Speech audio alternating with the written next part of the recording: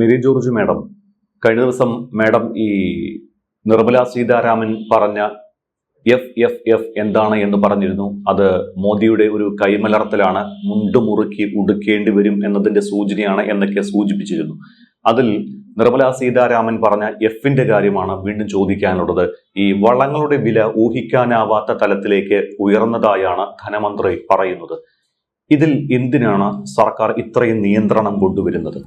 അതായത് വളങ്ങളുടെ വില എന്ന് പറഞ്ഞാൽ വളങ്ങൾക്ക്, പ്രത്യേകിച്ചും പൊട്ടാസിക് ഫെർട്ടിലൈസേഴ്സിന് ആവശ്യമുള്ള റോ മെറ്റീരിയൽ മുഴുവനും നമ്മൾ ഇമ്പോർട്ട് ചെയ്യുകയാണ്. റോ മെറ്റീരിയൽ എന്നല്ല, പൊട്ടാസിക് ഫെർട്ടിലൈസേഴ്സ് തന്നെ നമ്മൾ ഇമ്പോർട്ട് ചെയ്യുകയാണ്. ഏറ്റവും കൂടുതൽ ഇമ്പോർട്ട് ചെയ്യുന്നത് റഷ്യയിൽ നിന്നാണ്, മറ്റ് രാജ്യങ്ങളിൽ നിന്നുമുണ്ട് കുറേയൊക്കെ. അപ്പോൾ ഈ പറയപ്പെട്ട നൈട്രജൻ, ഫോസ്ഫേറ്റ്, പൊട്ടാസ്യം, ഇതാണല്ലോ മേജറായിട്ടുള്ള കെമിക്കൽ ഫെർട്ടിലൈസേഴ്സ് എന്ന് പറയുന്നത്. ഇതിൽ പൊട്ടാസിക് ഫെർട്ടിലൈസേഴ്സ് ആണ് വില കൂടുതൽ, ഏറ്റവും കൂടിയത്. അത് തന്നെയാണ് ഇവിടെ ഉൽപ്പാദിപ്പിക്കുന്നില്ല, നമ്മൾ പൂർണ്ണമായിട്ടും ഇമ്പോർട്ട് ചെയ്യുന്നത്. നൈട്രജനും ഫോസ്ഫേറ്റും, അതായത് നൈട്രജനും ഫോസ്ഫേറ്റും അമോണിയ, അങ്ങനെ പല രീതിയിലാണ് ഉൽപ്പാദിപ്പിക്കുന്നത്, പല പേരിൽ. ഇപ്പം നമ്മുടെ ഇവിടുത്തെ ഫാക്ടം ഫോസ് തന്നെ, അതിനകത്ത് എന്തൊക്കെയാണ് ഉള്ളത്? നൈട്രജനും ഫോസ്ഫേറ്റും ആണ് ഉള്ളത് ഫാക്ടം ഫോസിൽ എന്ന് പറയുന്നത് പോലെ പല തരത്തിലുള്ള ഉണ്ട്. പക്ഷേ ബേസിക് ആയിട്ട് കെമിക്കൽ ഫെർട്ടിലൈസേഴ്സ് ആയിട്ട് നമുക്ക് കിട്ടുന്നത് ഇതിൻ്റെ കണ്ടന്റ് എന്ന് പറയുന്നത് നൈട്രജൻ, ഫോസ്ഫേറ്റ്, പൊട്ടാസ്യം, ഈ മൂന്നാണ്. ഈ മൂന്നും ഒരുപോലെ പ്രധാനപ്പെട്ടതാണ് കാർഷിക മേഖലയിൽ. പക്ഷേ ഭക്ഷ്യവിളകൾക്ക് ഏറ്റവും കൂടുതലായിട്ട് വേണ്ടത് നൈട്രജനാണ്. പിന്നെ ഫോസ്ഫേറ്റും പൊട്ടാസ്യവും ഒക്കെ പിന്നെ അതിന് ചില അനുപാതത്തിലാണ് വേണ്ടത്. അപ്പോൾ നമ്മൾ ഈ ഫെർട്ടിലൈസേഴ്സിൻ്റെ കാര്യം പറയുമ്പോൾ കെമിക്കൽ ഫെർട്ടിലൈസേഴ്സിൻ്റെ പ്രയോഗം തുടങ്ങിയതിന് ശേഷം, അതായത് 1965, 66, 67 വർഷങ്ങളിൽ തുടർച്ചയായിട്ട് വരൾച്ചയും പട്ടിണിയുമായിരുന്നു ഇന്ത്യയിൽ, കൃഷിനാശവും പട്ടിണിയും. അപ്പോഴാണ് അന്ന് ശ്രീമതി ഇന്ദിരാഗാന്ധി ഞങ്ങൾക്ക് കൂടുതൽ അരിയും ധാന്യങ്ങളും പയറുവർഗ്ഗങ്ങളും തരണം എന്ന് പറഞ്ഞ് അമേരിക്കയെ അപ്രോച്ച് ചെയ്തപ്പോഴാണ് America you go for green revolution, അതായത് കാർഷിക വിപ്ലവത്തിന് പോവുക, എല്ലായ്പ്പോഴും കൈ നീട്ടാതെ എന്ന അർത്ഥത്തിൽ പറയുന്നു. അവർ കൈ നീട്ടുന്നതെന്ന് വെച്ചാൽ ഇന്ത്യക്ക് എപ്പോഴും സഹായം ചെയ്തുകൊണ്ടിരുന്നു അന്നൊക്കെ അമേരിക്കയുടെ പബ്ലിക് ലോ 480 അനുസരിച്ചാണ് ഇന്ത്യക്ക് ധാരാളം ധാന്യങ്ങൾ, പയറുവർഗ്ഗങ്ങൾ, മെയ്സ് ഒക്കെ തന്നുകൊണ്ടിരുന്നത്. അപ്പം അത് തികയാതെ വന്നപ്പോൾ പറഞ്ഞു you go for the green revolution, നിങ്ങൾ കാർഷിക വിപ്ലവത്തിന് പോവുക എന്ന് പറഞ്ഞു. ചില കണ്ടീഷൻസ്, നിങ്ങളുടെ കറൻസി ഡീവാല്യൂ ചെയ്യണം, ഞങ്ങൾക്ക് പണം തരണം, ഇനി കൂടുതലായിട്ട് തരണമെങ്കിൽ ഇനി വെറുതെ തരാനില്ല എന്ന് പറഞ്ഞു. പക്ഷേ ലിൻഡൻ ബി ജോൺസൺ എന്തുകൂടി ചെയ്തു?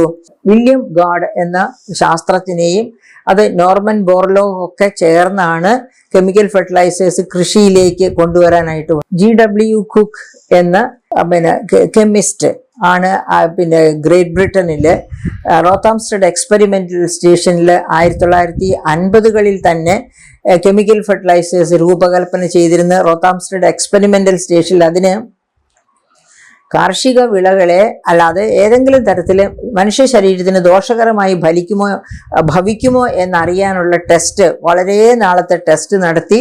അതായത് റോത്താംസ്റ്റഡ് എക്സ്പെരിമെന്റൽ സ്റ്റേഷനിൽ കെമിക്കൽ ഫെർട്ടിലൈസേഴ്സ് മാത്രം ഉപയോഗിച്ച് ഭക്ഷ്യധാന്യങ്ങൾ കൃഷി ചെയ്തു. വളരെ നാളെ കൃഷി ചെയ്ത് അതിൻ്റെ ഉപയോഗം നടത്തി. അതുകൊണ്ട് ഒരു സൈഡ് ഇഫക്റ്റും ഉണ്ടാകുന്നില്ല എന്ന് ഉറപ്പിച്ചതിന് ശേഷമാണ് GW കുക്കും റോത്താംസ്റ്റഡ് എക്സ്പെരിമെന്റൽ സ്റ്റേഷനും ഒക്കെയും കൂടി ലോകത്തിന്റെ മുൻപിലേക്ക് ഇത് എത്തിക്കുന്നത്. അപ്പോഴാണ് നോർമൻ ബോർലോഗ് എന്ന സയന്റിസ്റ്റ്, വില്യം ഗാഡ് എന്ന വേറൊരു സയന്റിസ്റ്റ്, ഒക്കെ അമേരിക്കൻ സയന്റിസ്റ്റ് ആയിരുന്നു. നോർമൻ ബോർലോഗിനാണ് പിൽക്കാലത്ത് സമാധാനത്തിനുള്ള നോബൽ സമ്മാനം നൽകി ആദരിക്കുന്നത്. കാരണം എന്താണ്? അദ്ദേഹം ഈ കെമിക്കൽ ഫെർട്ടിലൈസേഴ്സ് കൃഷിയിൽ ഉപയോഗിച്ച് ലോകത്ത് നിന്ന് പട്ടിണി മാറ്റി, ഭക്ഷ്യ വിപ്ലവം തന്നെ ലോകത്ത് സൃഷ്ടിച്ചു. അതിൻ്റെ ഫലമായിട്ടാണ് സമാധാനത്തിനുള്ള നോബൽ സമ്മാനം കൊടുത്ത് അദ്ദേഹത്തെ ആദരിക്കുന്നത്. അപ്പം നമ്മൾ പറഞ്ഞു വരുന്നത്, അങ്ങനെ കെമിക്കൽ ഫെർട്ടിലൈസേഴ്സ് ഇന്ത്യയിലേക്ക് കൊണ്ടുവന്ന് ഇന്ത്യയിൽ അതുവഴിയായിട്ട് നമ്മുടെ ഭക്ഷ്യ സ്വയം പര്യാപ്തതയിലേക്ക് കയറുക എന്നാണ് പിന്നെ ലിൻഡൻ ബി ജോൺസൺ ശ്രീമതി ഇന്ദിരാഗാന്ധിക്ക് കൊടുത്ത ഉപദേശം. എന്നിട്ടാണ് ഈ നോർമൻ ബോർലോഗ്, വില്യം ഗാർഡ് എന്ന് തുടങ്ങിയ പിന്നെ സയന്റിസ്റ്റുകളെ മാത്രമല്ല അവരോടൊപ്പം കെമിക്കൽ പിന്നെ high yielding variety seeds, chemical fertilizers ഇത്രയും ഫ്രീ ആയിട്ട് കൊടുത്ത് കപ്പൽ കയറ്റി അയക്കുന്നു. അങ്ങനെയാണ് ഇന്ത്യയിൽ, അതിനെപ്പറ്റി ഒത്തിരി പറയാനുണ്ട്, സമയം നിങ്ങളുടെ സമയം മോഷ്ടിക്കുമെന്നുള്ളത് കൊണ്ട് ഞാൻ അതിലേക്ക് കടക്കുന്നില്ല. അങ്ങനെ ഇന്ത്യയിൽ 1966-67 കാലഘട്ടത്തിലാണ് ആദ്യമായിട്ട് കെമിക്കൽ ഫെർട്ടിലൈസേഴ്സിന്റെ ഉപയോഗം തുടങ്ങുന്നത്. അതായത് ന്യൂ ഇൻപുട്ട് സ്ട്രാറ്റജി എന്നാണ് നമ്മുടെ MS സ്വാമിനാഥൻ, അദ്ദേഹത്തെയാണ് അതിൻ്റെ ഇവിടുത്തെ കാര്യങ്ങളെല്ലാം നടത്തി കാർഷിക വിപ്ലവത്തിലേക്ക് നയിക്കാൻ വേണ്ടി ഗവൺമെന്റ് ഓഫ് ഇന്ത്യ ഏർപ്പാടാക്കുന്നത്. അങ്ങനെ വില്യം ഗാർഡിൻ്റെയും MS സ്വാമിനാഥൻ്റെയും ഒക്കെ കാർമ്മികത്വത്തിലാണ് കെമിക്കൽ ഫെർട്ടിലൈസേഴ്സ്, ജലം, ഈ ന്യൂ ഇൻപുട്ട് സ്ട്രാറ്റജി എന്ന് പറയുന്ന ആ സ്ട്രാറ്റജിക്കകത്ത് 3 ഐറ്റംസ് ആണ് ഉള്ളത്. ഒന്ന് ഹൈ യീൽഡിങ് വെറൈറ്റി വിത്ത്, അതായത് ഗോതമ്പിൻ്റെയും നെല്ലിൻ്റെയും വിത്തുകൾ, പല വെറൈറ്റി വിത്തുകൾ ആണ് അന്ന് അമേരിക്കയിൽ നിന്ന് ഇങ്ങോട്ട് ഇമ്പോർട്ട് ചെയ്തത്. അതുകൂടാതെ ഉണ്ടായിരുന്നത്, അതായത് 1 വിത്ത്, 2 വളം എന്ന് പറഞ്ഞാൽ chemical fertilisers, nitrogen, phosphate, potassium. 3ാമത്തെ ഐറ്റം എന്ന് പറയുന്നത് ജലം, ഇഷ്ടം പോലെ. അപ്പോഴാണ് ഇറിഗേഷൻ സൗകര്യങ്ങളൊക്കെ കൂടുതൽ ഇന്ത്യയിൽ ഉണ്ടാക്കാൻ തുടങ്ങുന്നത്. അപ്പോൾ അങ്ങനെ ഈ 3 ഇൻപുട്സ്, അതായത് വിത്ത്, ഹൈ യീൽഡിങ് വെറൈറ്റി വിത്ത്, കെമിക്കൽ ഫെർട്ടിലൈസർ, ജലം, ഈ 3ഉം കൂടി ചേർന്നാണ് കാർഷിക റവല്യൂഷൻ, കാർഷിക വിപ്ലവം ലോകത്തെവിടെയും സൃഷ്ടിച്ചത്. അപ്പൊ ആ കാർഷിക വിപ്ലവത്തിന് നാന്ദി കുറിച്ചതും ഈ പറയപ്പെട്ട പിന്നെ ലിൻഡൻ ബി ജോൺസന്റെ സയന്റിസ്റ്റുകൾ ഇങ്ങോട്ട് വന്നതും ഒക്കെ 1965, 66, 67 എന്താണ് പറയുക, വരൾച്ചയുടെ ഫലമായിട്ടായിരുന്നു. ഓക്കെ, അങ്ങനെ കൃഷിയിലേക്ക് വളം കൊണ്ടുവന്നു. നമ്മൾ സ്വയം പര്യാപ്തതയിലെത്തി. നമ്മൾ സ്വയം പര്യാപ്തതയിലെത്തുക മാത്രമല്ലല്ലോ, നമ്മൾ വിൽക്കാനും തുടങ്ങി, കയറ്റി അയക്കാനും തുടങ്ങി ഭക്ഷ്യ വിഭവങ്ങൾ. അതുപോലെ തന്നെ മറ്റെല്ലാ കാര്യങ്ങൾ, അതായത് കാർഷിക മേഖലയിൽ ഏത് തരത്തിലുള്ള വളർച്ചയാണോ നാം 1967 ശേഷം കണ്ടത്, ആ വളർച്ചയുടെ ഒക്കെ പ്രധാനപ്പെട്ട കാരണം കെമിക്കൽ ഫെർട്ടിലൈസേഴ്സിന്റെ യൂസാണ്. അപ്പോൾ ആ കെമിക്കൽ ഫെർട്ടിലൈസേഴ്സിൽ നമ്മൾ സെൽഫ് സഫിഷ്യൻ്റ് അല്ല എന്നതാണ് നമ്മുടെ ദൗർലഭ്യം. നമുക്ക് നൈട്രജനും ഫോസ്ഫറസും ഉണ്ടാക്കാനുള്ള റോ മെറ്റീരിയൽസ് ഇന്ത്യയിൽ തന്നെ ഉണ്ട്, വലിയ അളവ് വരെ.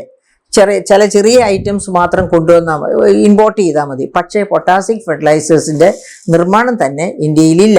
അപ്പോൾ ഈ പൊട്ടാസിക് ഫെർട്ടിലൈസേഴ്സിന്റെ ഒക്കെ വിലയിലുണ്ടായ മാറ്റം, ഈ അടുത്ത ദിവസങ്ങളിലുണ്ടായ മാറ്റം നോക്കിയാൽ നമുക്കറിയാൻ പറ്റും. ഈ അടുത്ത നാളുകളിൽ, ഇപ്പോൾ ഉദാഹരണത്തിന് ഈ ഫാക്ടം ഫോഴ്സിന്റെ വില തന്നെ, അത് കേരളത്തിൽ മാത്രം കൂടുതലായിട്ട് ഉപയോഗിക്കുന്നതാണ്, മറ്റ് തെക്കേ ഇന്ത്യൻ സംസ്ഥാനങ്ങളിലും പോകുന്നുണ്ട്.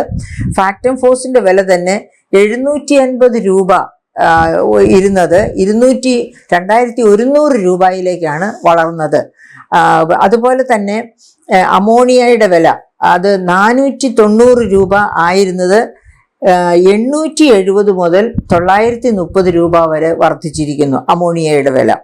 ഇനി അതുപോലെ തന്നെ നമ്മൾ പൊട്ടാസിക് ഫെർട്ടിലൈസേഴ്സിന്റെ, ഫോസ്ഫേറ്റിന്റെയും പൊട്ടാസിക് ഫെർട്ടിലൈസേഴ്സിന്, അപ്പോൾ ഈ വിലക്കയറ്റം മൂലം ഈ കഴിഞ്ഞ ബജറ്റിൽ അതായത് 2026-27 ഗവൺമെന്റ് ഓഫ് ഇന്ത്യ അവതരിപ്പിച്ച ബജറ്റിൽ ഫോസ്ഫേറ്റിനും പൊട്ടാസ്യത്തിനും മാത്രം ഈ സബ്സിഡി കൊടുക്കാനായിട്ട് 41,534 കോടി മാറ്റിവെച്ചു. എന്ന് വെച്ചാൽ നമുക്കറിയാം അത്ര വലിയ വിലക്കയറ്റമാണ് പൊട്ടാസ്യത്തിൻ്റെയും ഫോസ്ഫേറ്റിൻ്റെയും കാര്യത്തിൽ ഉണ്ടായിട്ടുള്ള, നൈട്രജൻ്റെയും പിന്നെ ഉണ്ടായിട്ടുണ്ട്. അപ്പോൾ അങ്ങനെ സബ്സിഡി കൊടുത്ത്, അതായത് നൈട്രജനാണ് പൊതുവെ സബ്സിഡി കൊടുത്തിരുന്ന ഫെർട്ടിലൈസേഴ്സ്, അതിനോടൊപ്പമാണ് ഇപ്പോൾ പൊട്ടാസ്യത്തിനും ഫോസ്ഫേറ്റിനും കൂടി ഉയർന്ന തോതിൽ സബ്സിഡി കൊടുക്കേണ്ട ആവശ്യം വന്നത്. അപ്പോൾ അങ്ങനെ സബ്സിഡി കൊടുത്ത് വാങ്ങേണ്ട തരത്തിലേക്ക് ഫെർട്ടിലൈസേഴ്സിൻ്റെ വില പോയി. അതുകൊണ്ട് എന്താണ് സംഭവിക്കുക? അത് വലിയ അപകടമാണ്. ഇന്ത്യയുടെ ഭക്ഷ്യ സ്വയം പര്യാപ്തതയെ തന്നെ ചോദ്യം ചെയ്യാൻ പോകുന്നതാണ് ഈ ഫെർട്ടിലൈസേഴ്സിന്റെ വിലയിലുണ്ടാകുന്ന വർധനവ്, ലഭ്യത കുറവ്. ഇത് രണ്ടും കൂടി ആകുമ്പോൾ കർഷകർ ഇവയുടെ ഉപയോഗം, അതായത് ഇവയുടെ ഉപയോഗം എന്ന് വെച്ചാൽ തോന്നിയതുപോലെ അല്ല കെമിക്കൽ ഫെർട്ടിലൈസേഴ്സ് ഉപയോഗിക്കേണ്ടത്. അത് കൃത്യമായിട്ട് നമ്മൾ അലോപ്പതി മെഡിസിൻ എങ്ങനെ കഴിക്കുന്നു, ഡോക്ടറുടെ നിർദ്ദേശപ്രകാരം വളരെ കൃത്യമായ അളവിൽ കഴിക്കുന്നത് പോലെ തന്നെ കെമിക്കൽ ഫെർട്ടിലൈസേഴ്സും വളരെ കൃത്യമായ ഡോസിലാണ് ഓരോ ക്രോപ്പിനും പ്രത്യേകമാണ് അതിൻ്റെ ചേരുവകൾ. ഒരെണ്ണത്തിന് നൈട്രജൻ കൂടുതൽ, നെല്ലിന് നൈട്രജൻ കൂടുതലാണ് വേണ്ടത് എങ്കിൽ തെങ്ങിന് പൊട്ടാസ്യമാണ് കൂടുതൽ വേണ്ടത്. അതായത് തെങ്ങിന് 1 കിലോ നൈട്രജൻ ആവശ്യമുള്ളപ്പോൾ അതിൻ്റെ ഇരട്ടി പൊട്ടാസ്യമാണ് ആവശ്യമുള്ളത്. അതിൻ്റെ പകുതി മാത്രം മതി ഫോസ്ഫേറ്റ്. അപ്പോൾ ആ തരത്തിൽ, അതായത് 1 kilo nitrogen, 1/2 kilo phosphate, 2 kilo potassium, ഈ തരത്തിലാണ് പ്രൊപ്പോർഷൻ നോക്കിയാൽ തെങ്ങിന് വേണ്ടത്. നേരെ മറിച്ച് നെല്ലിനാണെങ്കിൽ നൈട്രജനാണ് കൂടുതൽ വേണ്ടത്, പൊട്ടാസ്യമാണ് കുറവ് വേണ്ടത്. അപ്പോൾ ഈ തരത്തിലുള്ള, ഞാൻ ഉദ്ദേശിക്കുന്നത് എന്താണെന്ന് വെച്ചാൽ അലോപ്പതി മെഡിസിൻ കഴിക്കുന്ന കാർക്കശ്യത്തോടു കൂടി തന്നെ വേണം കെമിക്കൽ ഫെർട്ടിലൈസേഴ്സ് നമ്മൾ കൃഷിയിൽ ഉപയോഗിക്കാൻ. ഓവർ യൂസ് അബ്യൂസ് ആണ്. അതായത് ഓരോ ക്രോപ്പിനും അത് പ്രത്യേകം രീതികളുണ്ട്. അതായത് ഒന്നിന് നൈട്രജൻ കൂടുതൽ, ഫോസ്ഫേറ്റ് കുറവ്, പൊട്ടാസ്യം അതിലും കുറവ്. വേറെ ഒന്നിന് പൊട്ടാസ്യം കൂടുതൽ, ഫോസ്ഫേറ്റ് കുറവ്, നൈട്രജൻ കുറവ്. ആ തരത്തിൽ പ്രൊപ്പോർഷൻ മാറുന്നു. ആ മാറുന്ന പ്രൊപ്പോർഷൻ കൃത്യമായിട്ട് അറിയാനാണ് നമ്മുടെ അഗ്രികൾച്ചറൽ യൂണിവേഴ്സിറ്റീസൊക്കെ അതൊക്കെ കർഷകർക്ക് പറഞ്ഞു കൊടുക്കാൻ. പക്ഷേ ഇന്ത്യയിൽ തന്നെ അഗ്രികൾച്ചർ യൂണിവേഴ്സിറ്റീസൊക്കെ ഇപ്പോൾ ഒരുപാട് പുറകോട്ട് പോയിരിക്കുകയാണ്. കാർഷിക വിപ്ലവത്തിൻ്റെ കാലത്തൊന്നും വളരെ നന്നായിട്ട് കൃഷി അസിസ്റ്റൻസ് ഓരോ കൃഷിയിടങ്ങളിലും പോയി ഇതൊക്കെ കൃത്യമായി നോക്കുമായിരുന്നു. പക്ഷേ ഇപ്പോൾ കൃഷി ഓഫീസർമാരൊക്കെ സ്വന്തം സേവനത്തിൻ്റെ കാര്യം നോക്കിയല്ലാതെ കർഷകരെങ്ങനെയാണ് കെമിക്കൽ ഫെർട്ടിലൈസേഴ്സ് ഉപയോഗിക്കുന്നുണ്ടോ, പെസ്റ്റിസൈഡ്സ് ഉപയോഗിക്കുന്നുണ്ടോ എന്നൊക്കെ അത് അബ്യൂസ് ചെയ്യുന്നുണ്ടോ. കെമിക്കൽ ഫെർട്ടിലൈസേഴ്സ് ആണെങ്കിലും പെസ്റ്റിസൈഡ്സ് ആണെങ്കിലും ഒരു കാരണവശാലും അബ്യൂസ് ചെയ്യാൻ പാടില്ല. അതാണിപ്പോൾ അധികം നടന്നുകൊണ്ടിരിക്കുന്നത്. അതുകൊണ്ടാണ് നമുക്ക് വെജിറ്റബിൾസിലൊക്കെ ഓവർ യൂസ് ഓഫ് പെസ്റ്റിസൈഡ്സിൻ്റെ ഭയമുള്ളത്.